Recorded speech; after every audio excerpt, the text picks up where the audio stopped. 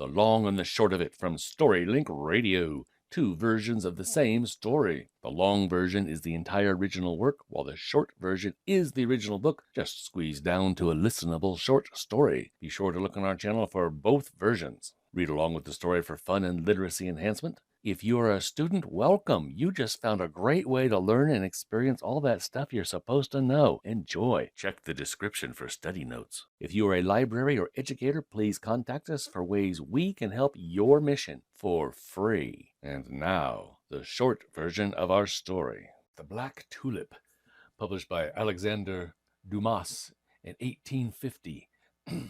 He's one of the most widely read and translated of all French authors. His books include The Three Musketeers, The Count of Monte Cristo, and of course, the Gothic vampire tale, The Pale Lady, which is a romance and a tragedy in itself. Wonder why we didn't do that one. In The Black Tulip, we find Cornelius van Baerle, a respectable tulip grower who lives only to cultivate the elusive black tulip and win a magnificent prize for its creation.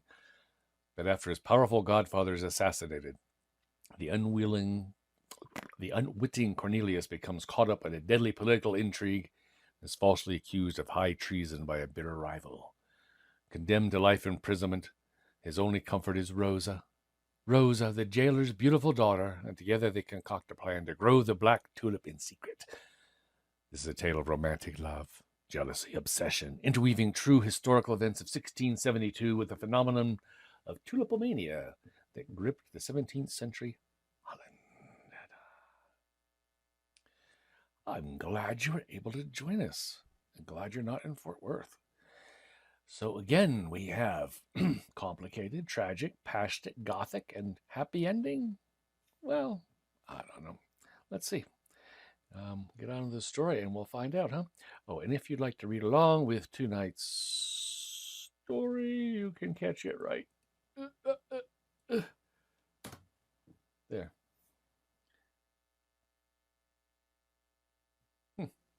Yeah. And see, what did we say? Oh, yeah. We are live on the tube tonight, right now, in fact. So if you'd like to read or listen to the full version of the novel, you can find both in the romance section of the brand new Falling Water Bed and Breakfast Library in Kitely, where you can sit in beautiful surroundings or sit in front of a roaring fire and listen to music to read romance by on the free romance radio. You can dance poolside with an on-demand romantic NPC partner of your very own. You can soak in a jacuzzi and even snuggle down for a nap and read with a friend or an NPC companion of your very own. Or, of course, you can just download the book and scurry along your way. Doesn't this sound like a great real-world destination? A bed, breakfast, library of all the amenities, including on-demand romantic partners that go away when you click on them, if you want them to. Yeah, okay, anyway. Now, on to The Black Tulip.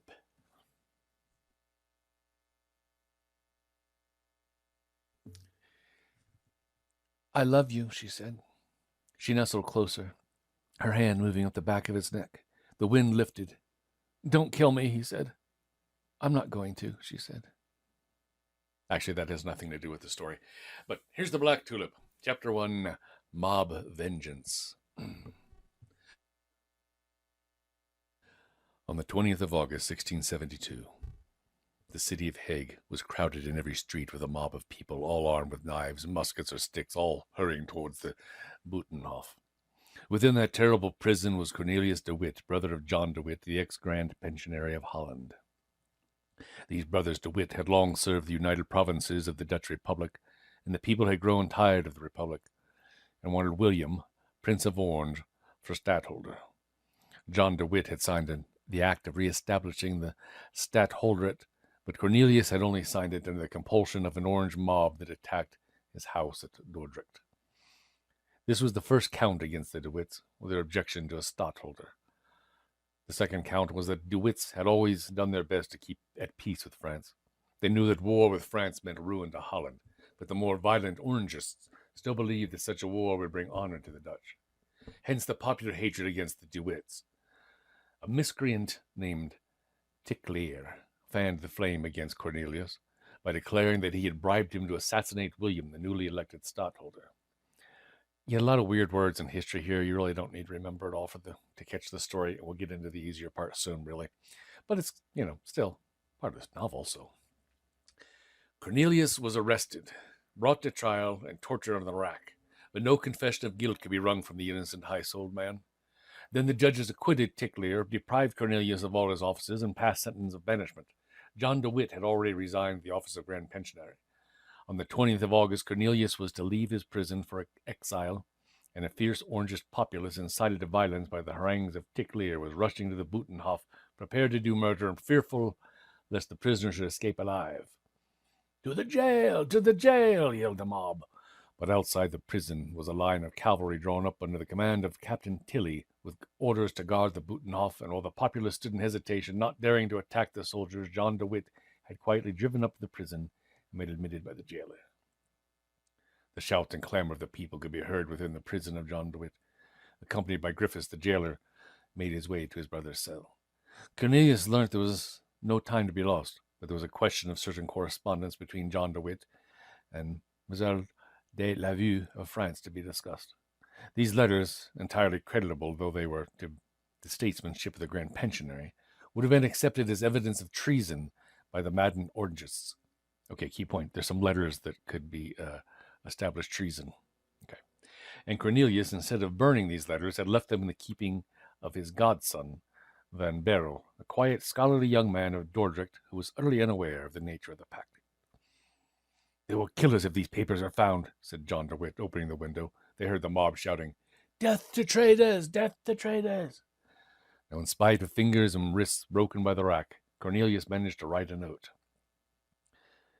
"Dear godson, burn this packet I gave you. Burn without opening or looking at it, so that you may not know the contents. The secrets it contains bring death. Burn it, and you would have saved both John and Cornelius. Farewell from your affectionate Cornelius de Witt." Then a letter was given to Crack, John de Witt's faithful servant, who had once set off for Dordrecht, and within a few minutes the two brothers were driving away to the city gate. Rosa, another important point, Rosa, the jailer's daughter, unknown to her father, had opened the postern and had herself bidden de Witt's coachman drive round to the rear of the prison, and by this means the fury of the mob was, for the moment, evaded. And now the clamour of the Orangists was at the prison door, for Tilly's horse had withdrawn on an order signed by the deputies in the town hall, and the people raging to get within the Butenhof. The mob burst open the great gate, yelling, "Death to traitors! To the gallows with Cornelius de Witt!" poured in, only to find the prisoner had escaped. Cornelius escaped. But the escape was but from the prison, for the city gate was locked, and when the carriage of the de Witts drove up, locked by order of the deputies of the town hall, and a certain young man who was none other than William, Prince of Orange, held the key. Before another gate could be reached by the mob, streaming from the Butenhof, had overtaken the carriage, and the de Witts were at his mercy. The two men whose lives had been spent in the welfare of their country were massacred with unspeakable savagery, and their bodies, stripped and hacked almost beyond recognition, were then strung up on a hastily erected gibbet in the marketplace. When the worst had been done, the young man who had secretly watched the proceedings from the window of a neighboring house returned the key to the gatekeeper.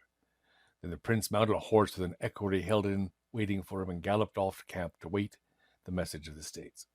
He galloped proudly, for the burghers of The Hague had made of the corpses of the de Witts a stepping stone to power for the William of Orange. Okay, that was chapter 1, and kind of a lot of actual real-world history that happened in the 1670s. Two guys were brutally murdered, enemies of the state and all that stuff. Okay, now we get into more fun stuff, kind of. Chapter 2, Betrayed. Betrayed for his bulbs.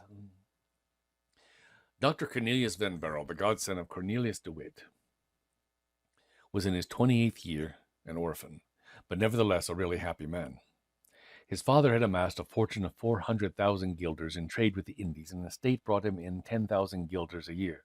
He was blessed with the love of a peaceful life, with good nerves, ample wealth, and a philosophic mind. What's a cubit? No, what's a guilder? I don't know what a guilder is. It's a lot of money. Left alone in the big house at Dordrecht, he steadily resisted all temptation of public life.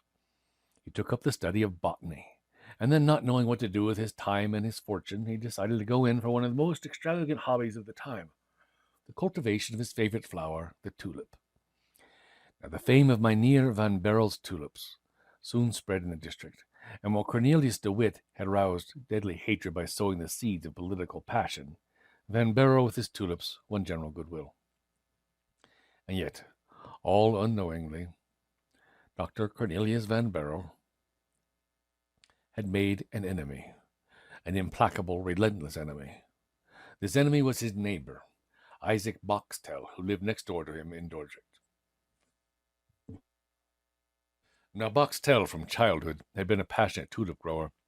He'd even produced a tulip of his own, and the Boxtel had won wide admiration.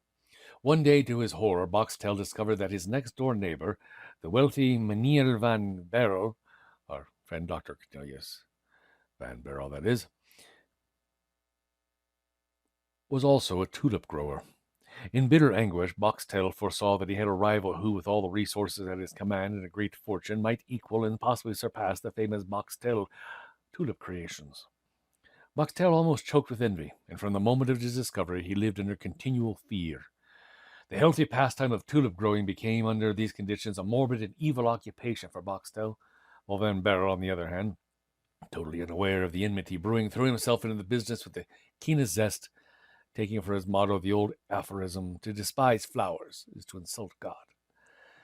So fierce was the envy that seized Boxtel that though he would have shrunk from the infamy of destroying a tulip, he would have killed the man who grew them. His own plants were neglected. It was useless and hopeless to contend against so wealthy a rival. And then Boxtel, fascinated by his evil passion, bought a telescope, and perched on a ladder, he studied Van Baerle's tulip beds and the drying room, the tulip grower's sacred place. One night he lost all moral control. He tied the hind legs of 2 cats together with a piece of string, and then he flung the animals into Van Baerle's garden. To Boxtel's bitter mortification, the cats, though they made havoc of many precious plants before they broke the string, left the forest's finest tulips untouched. See, he's an evil man. He even picks on cats and ties their legs together. Shortly afterwards, the Haarlem Tulip Society offered a prize of 100,000 guilders to whomsoever should produce a large black tulip without spot or blemish. Van Baerle at once thought out the idea of the black tulip. He had already achieved a dark brown one, while his envious neighbor Boxtel had only managed to produce a light brown one. He gave up the quest as impossible and could do nothing but spy on his neighbor's activities.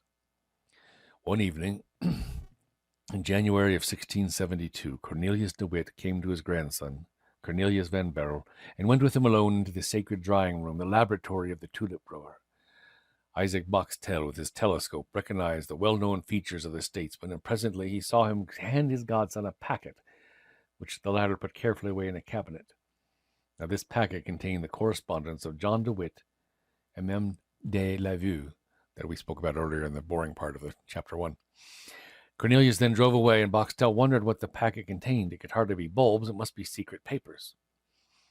Now, it was not until August, as we know, that the crack was dispatched to Van Baerle with a note bidding him destroy the packet. Crack arrived just when Van Baerle was nursing his precious bulbs, the bulbs of the black tulip, and his sudden entrance rudely disturbed our tulip grower. He had not time to read the note. Indeed, he was too much concerned with the welfare of his 3 particular bulbs to trouble about it. He knew that his godfather was dead, and that was enough. He didn't have time to read a note. He was playing with his tulips. And before a magistrate and some soldiers then entered to arrest Van Baerle. Van Baerle wrapped up the bulbs and the note from his godfather and was sent off under close custody to The Hague. The magistrate carried off the packet from the cabinet. Now all this was Boxtel's work. It was he who had reported to the magistrate the visit of de Witt and the placing of the packet in the cabinet. And now, with Van Baerle out of the house as a prisoner, Isaac Boxtel in the dead of night broke into his neighbor's house to secure the priceless bulbs of the black tulip. He'd made out where they were growing. He plunged his hands into the soft soil only to find nothing. Then the wretched man guessed that the bulbs had gone with the prisoner to The Hague and decided to go in pursuit. Van Baerle could only keep them while he was alive, and then they should be his, Isaac Boxtel's. Chapter 3, The Theft of the Tulip. Van Baerle was placed in the cell occupied by Cornelius de Wit in the Buitenhof jail. Outside in the marketplace, the bodies of the de Witts were still hanging, and Van Baerle read with horror the inscription, "Here hang that great rascal John de Witt and little rascal Cornelius de Wit, enemies of their country." Griffiths laughed, and when the prisoner asked him what it meant, replied, That's what happens to those that write secret letters to the enemies of the Prince of Orange. A terrible despair fell on Van Baerle, but he refused to escape when Rosa, the jailer's beautiful daughter, suggested it to him. He was brought to trial, and though he denied all knowledge of the correspondence, his goods were confiscated and he was condemned to death. He bequeathed his 3 black tulip bulbs to Rosa, the jailer's daughter, and explained how she must get a certain soil from Dordrecht, and went out calmly to die. On the scaffold, Cornelius van Baerle was reprieved and sentenced to perpetual imprisonment instead of immediate death, for the Prince of Orange shrank from further bloodshed. One spectator in the crowd was bitterly disappointed. This was Isaac Boxtel, the idiot neighbor, who had bribed the headsman to let him have Van Baerle's clothes, believing that he would thus obtain the priceless bulbs. Van Baerle was sent to the prison of Lowenstein, and in February 1673, when he was thinking his tulips lost forever, he heard Rosa's voice. Griffiths had applied for the jailership of Lowenstein and had been appointed. Nothing could persuade him that if Van Baerle was not a traitor, he was certainly in league with the devil like all learned men, and he did all he could to mortify and annoy his prisoner. But Rosa would come every night when her father, stupefied by gin, was asleep, and talk to Cornelius through the barred grating of his cell door. Cornelius taught Rosa to read, and together they planned how the tulip bulbs should be brought to flower.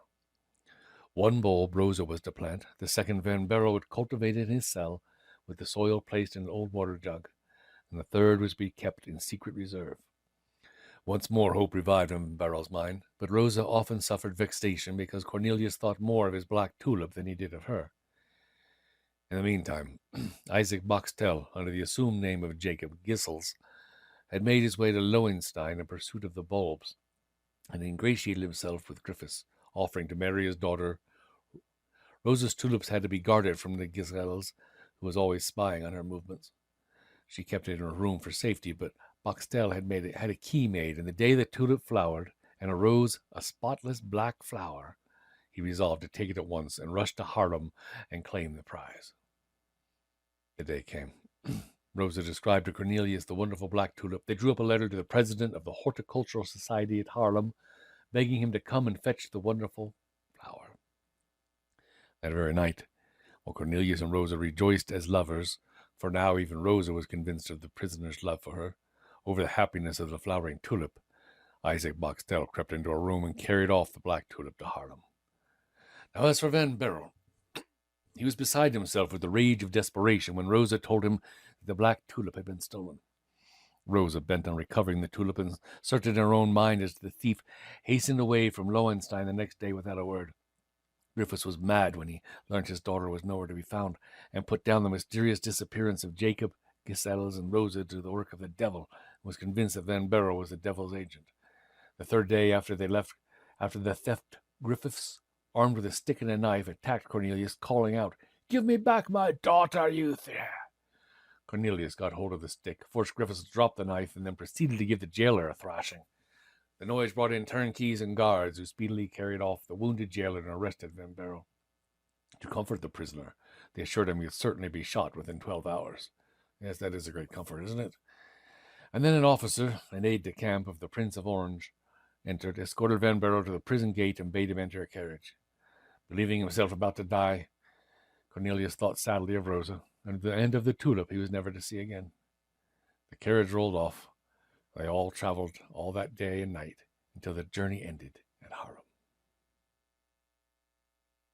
Chapter 4. The Triumph of the Tulip. Rosa reached Haarlem just 4 hours after Boxtel's arrival, and she went at once to seek an interview with Mynheer van Sistens, the president of the Horticultural Society. Immediate admittance was granted on her mentioning the magic words "black tulip." "Sir, the black tulip has been stolen from me," said Rosa. "But I just saw it 2 hours ago," replied the president. "You saw it? Where?" "Why, at your master's. Are you not in the service of Mynheer Isaac Boxtel?" "I, sir? Certainly not. That this Isaac Boxtel, he is a thin, bald-headed, bow-legged, crook-backed, haggard-looking man." "Yes, you've described him exactly." "He, sir, is the thief. He stole the black tulip from me." "Well, I suggest you go and find Mynheer Boxtel. He's at the White Swan Inn, and you settle it with him." And with that, the president of the Horticulture Society took up his pen and went on writing, or he was busy over his report. But Rosa still implored him, and while she was speaking, the Prince of Orange entered the building. Rosa told everything, how she had received the bulb from the prisoner at Lowenstein, and how she had first seen the prisoner at the Hague. Then Boxtel was sent for, but he was ready with his tale. The girl had plotted with her lover, the state prisoner Cornelius van Baerle, and had stolen his, Boxtel's, Black Tulip, he said, which he had unwisely mentioned. However, he had recovered it. A thought struck Rosa. Sir Boxtel, there were 3 tulip bulbs. What has become of the others? I say, one of them failed. The second produced this black tulip. The third is led to my home in Dordrecht, said Boxtel. You lie. It is here, cried Rosa, and she drew from her bosom the third bulb, still wrapped in the same paper Van Baerle had so hastily put around the bulbs on his flight. Take it, my lord, she said, handing it to the prince. And then glancing at the paper for the first time, she added, Oh, my lord, read this. William passed the third bulb to the president, read the paper carefully. It was Cornelius de Witt's letter to his godson, exhorting him to burn the packet without opening it. It was proof of Van Baerle's innocence and of his ownership of the black tulip bulbs. Go, Mynheer Boxtel.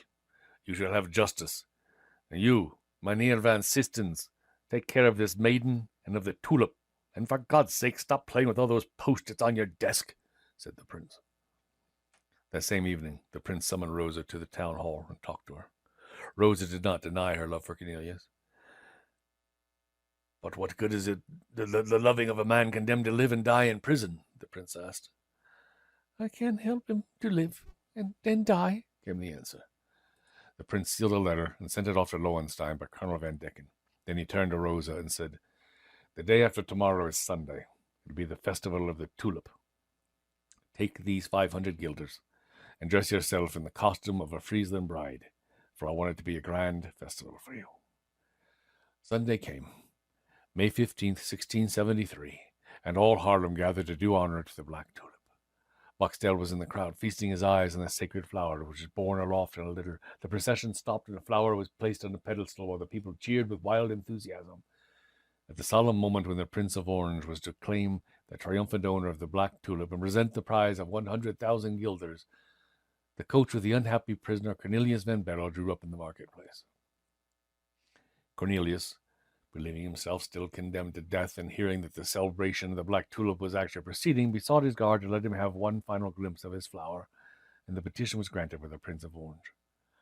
From a distance of 6 paces, Van Baerle gazed at the black tulip. Then he, with the multitude, turned his eyes toward the prince. In dead silence, the prince declared that the occasion of the festival was the discovery of the wonderful black tulip, and concluded, "Let the owner of the black tulip approach." Cornelius made an involuntary movement. Boxtel and Rosa rushed forward from the crowd. The prince turned to Rosa. "This tulip, my lady, is yours, is it not?" "Yes, my lord," she answered softly, and general applause came from the crowd. "This tulip, then, will henceforth bear the name of its producer and be called Tulipa nigra Rosa Bertensis, because Van Baerle is to be married, name of this damsel," the prince announced. And at the same time he took Rosa's hand, he placed it within the hand of the prisoner who had rushed forward at the words he had heard. Boxtel fell down in a fit. When they raised him up, he was dead. Good riddance. The procession returned to the town hall. The prince declared Rosa the prize winner and informed Cornelius that, having been wrongfully condemned, his property was restored to him. Then he entered his coach and was driven away. Cornelius and Rosa departed for Dordrecht, and Van Baerle remained ever faithful to his wife and his tulips. And as for old Griffiths, the jail-keeper, after being the roughest jailer of men, he lived to be the fiercest guardian of the tulips at Dordrecht. Thank you for listening. Check our channel for many more stories. Visit our website at www.storylinkradio.com.